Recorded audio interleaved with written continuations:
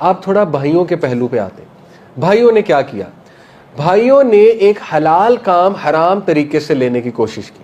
کیسے؟ باپ کی توجہ لینا حلال ہے کہ حرام ہے؟ حلال ہے. کسی کی محبت اٹینشن لینا حلال ہے. طریقہ کیا تھا حرام؟ وہ کیا تھا؟ وہ یہ تھا کہ یوسف کو غائب کرو تاکہ تمہارے والد کی اٹینشن تم پر آ جائے اور والد یوسف کو بھول جائے. ہوا اس کے برعکس. جب انہوں نے حرام طریقہ اختیار کیا، ٹوٹل اپوزٹ ریزلٹ. یوسف سے توجہ اور بڑھ گئی 10 ٹائمز، یہاں تک کہ روتے رہے آنکھوں کی بینائی چلی گئی. ہر وقت یوسف یوسف یوسف، یہاں تک کہ بچوں نے یہاں تک کہہ دیا کہ یہ تو سٹھیا گئے ہیں، اللہ معاف کرے، یہ الفاظ بول دیے. ان کو تو سوچتا ہی کچھ اور نہیں ہے یوسف کے علاوہ. تو نہ وہ پرپز اچیو ہوا، نہ ہی دوسرا پرپز اچیو ہوا کہ توجہ ہماری طرف آ جائے. توجہ بھی کس طرف ہے؟ یوسف علیہ السلام کی طرف. ثابت ہوا ان کے ایکشن سے کہ کبھی بھی آپ کو پازیٹیو رزلٹ نہیں مل سکتا حرام طریقہ اختیار کر کے، بلکہ الٹا ملنے کے چانسز زیادہ ہیں. آج نوجوانوں کے لیے بہت بڑا لیسن ہے. دیکھیں، کسی کو پسند کرنا حلال کام ہے، لیکن طریقہ حرام اختیار کریں گے تو کام الٹا ہو جائے گا. ٹھیک ہے، بہت بڑا لیسن. دیکھیں، توکل کرے اللہ پہ. کہاں ہے ہمارا توکل؟ آج میں بہت کھل کے بات کر رہا ہوں. ابھی ریسنٹلی کل میں اسلام آباد تھا، پرسوں فجر پڑھی میں نے، تو ایک بچہ تھا، اس نے مجھے کہا میں نے کچھ سوال آپ سے پوچھنا ہے. مسجد میں پہچان لیا. بڑا کامن سوال ہے ینگسٹر کا، ہم انڈرسٹینڈ کرتے ہیں اور سمپتھائز کرتے ہیں. کو پسند آ جاتا ہے، وہ شادی کرنا چاہتے ہیں، چلو اچھی بات ہے، شادی کرنا چاہتے ہیں، حلال کام ہے. تو لیکن وہ اس نے بڑی عجیب بات پوچھی. اس نے کہا کہ مجھے وہ پسند ہے، اب ان کا رشتہ کہیں اور ہونے جا رہا ہے، تو میں اب ان کو یہ کہہ رہا ہوں کہ آپ اپنے ماں باپ کو بتاؤ کہ آپ مجھے پسند کرتی ہو، لیکن وہ نہیں بتا رہی. تو میں بڑا حیران ہوا. میں نے کہا کہ یہ عورت کی ذمہ داری نہیں ہے، تم مرد ہو، تمہیں چاہیے کہ جا کر باپ سے رشتہ مانگو ڈائریکٹ. یہ کیا طریقہ ہے کہ اس کو انفلوئنس کرنا ایموشنلی کہ تم بتاؤ اپنے باپ کو کہ تم مجھے پسند کرتی ہو. تو یہ طریقہ مناسب نہیں ہے، یہ معروف طریقہ نہیں ہے، ڈگنیفائڈ طریقہ نہیں ہے. تو نوجوانوں کو سمجھنا چاہیے جب تک ڈگنیفائڈ طریقہ نہیں اپنائیں گے اللہ کی برکت نہیں آئے گی. آپ اللہ کی برکت کے لیے ڈگنیفائڈ وے سے جائیں، آنریبل وے سے جائیں. سورہ البقرہ میں آیت نمبر 238 سے غالباً اللہ کہتے ہیں کہ اللہ جانتا ہے تم جو اپنے دلوں میں چھپائے ہوئے ہو، یعنی اگر کسی کو پسند کرتے ہو. لیکن اللہ نے کہا do not promise them in secret. یہ الفاظ ہیں سورہ البقرہ آیت نمبر 238 ہی ہے غالباً.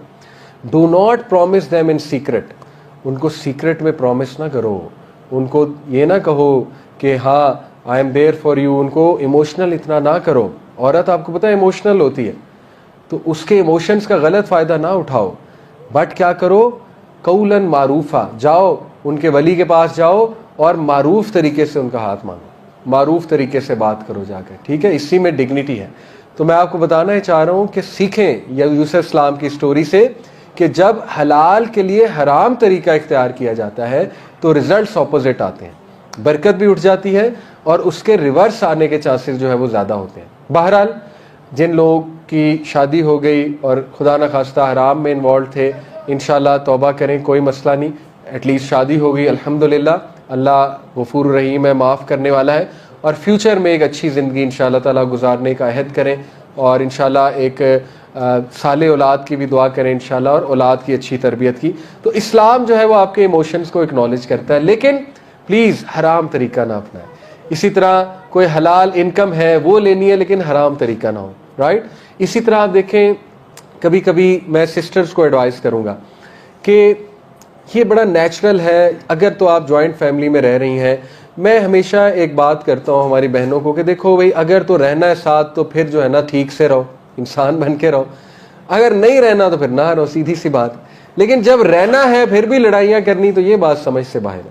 اگر رہنا ہے تو پھر خوشی خوشی سے رہو، ہنسی خوشی سے رہو، اور فارگیونیس کے ساتھ رہو، ٹالرنس کے ساتھ رہو. ٹھیک ہے. اب دیکھیں، اگر آپ شوہر کی توجہ لینا حلال ہے، نیچرل ہے، لیکن اگر طریقہ حرام ہوگا کہ سازش ہوگی، کوئی پروپیگنڈا ہوگا کوئی، ٹھیک ہے نا، مدر کے خلاف بھڑکایا جائے گا ہسبینڈ کو، یا وائس ورسا. اگر مدر یہ کرے گی کہ وائف کے خلاف کرے گی، بھڑکائیں گی، تو پھر نتیجہ وہ نہیں نکلے گا، نتیجہ الٹ نکلے گا. ٹھیک ہے. آپ کو چیز نہیں ملے گی جو آپ چاہ رہی ہیں. بلکہ جب آپ میں فارگیونیس ہوگی، آپ میں صلہ رحمی ہوگی، آپ اپنا کوئی رائٹ چھوڑ بھی دیں گی. دیکھیں، نبی صلی اللہ علیہ وسلم نے فرمایا جنت میں ایک محل کی بشارت ہے اس انسان کو جو حق پہ ہونے کے باوجود پیچھے ہو جائے, حق پہ ہونے کے باوجود لڑائی چھوڑ دیں. یہ حدیث ہے ہی رشتہ داریوں کے بارے میں, یہ ہے ہی فیملی ریلیشنز کے بارے میں. فیملی چلانے کے لیے کمپرومائزز کرنے پڑتے ہیں. آج ہماری جنریشن سے کمپرومائز کا ایلیمنٹ ختم ہو رہا ہے. 2+2 4 چل رہا ہے. ہر بندہ فیتا لے کر بیٹھا ہوا ہے, انچی ٹیپ لے کر بیٹھا ہوا ہے, ناپ رہے ہیں, میرا یہ رائٹ ہے, میرا یہ رائٹ ہے, میرا یہ رائٹ ہے, مجھے یہ چاہیے. روتھ لیسنس ہے, لڑکوں میں بھی لڑکیوں میں بھی روتھ لیسنس آ رہی ہے. روتھ لیسنس کیا ہے؟ 2+2 4 کہ نہیں بھی میں نے نہیں کرنا, تم مجھے کہہ ہی نہیں سکتے, یا تم مجھے کہہ ہی نہیں سکتی اس چیز کو, ٹھیک ہے. تو ایسے رشتے نہیں چلتے ہیں. رشتوں میں صلہ رحمی ہے, کمپرومائز ہے, ٹالرنس ہے, تھوڑا سا لیٹ گو ہے, کبھی کبھی پیچھے ہونا پڑتا ہے. جیسے وہ ایک بڑی زبردست پکچر تھی نا, ماچس ساری ایک لائن میں کھڑی ہوئی ہیں ماچسیں, تو ایک کو آگ لگی, دوسری نے پکڑی, تیسری نے پکڑی, چوتھی پیچھے ہو گئی, چوتھی ماچس نیچے ہو گئی, تو باقیوں کو آگ نہیں لگی. تو نیچے لکھا ہوتا ہے کبھی کبھی پیچھے ہٹنا پڑتا ہے, کبھی کبھی نیچے ہونا پڑتا ہے, اور ایگو کو مارنا پڑتا ہے بڑے فتنے سے بچنے کے لیے, لڑائی سے بچ. اور یہ یوسف اسلام کا کردار تھا کہ وہ پیچھے ہٹے, وہ لڑ سکتے تھے, وہ بھی ایکول ریونج لے سکتے تھے, لیکن ان کا نہیں, میں پیچھے ہٹوں گا تاکہ میرا خاندان ڈسٹرب نہ ہو. اور آگے انہی بھائیوں کو میں نے بتایا اللہ نے نبوت بھی دی. یہ مفسرین کا قول ہے, مفسرین کا ویو ہے, سبحان اللہ, ٹھیک ہے. تو بھائیوں کے اس سے یہ ثابت ہوتا ہے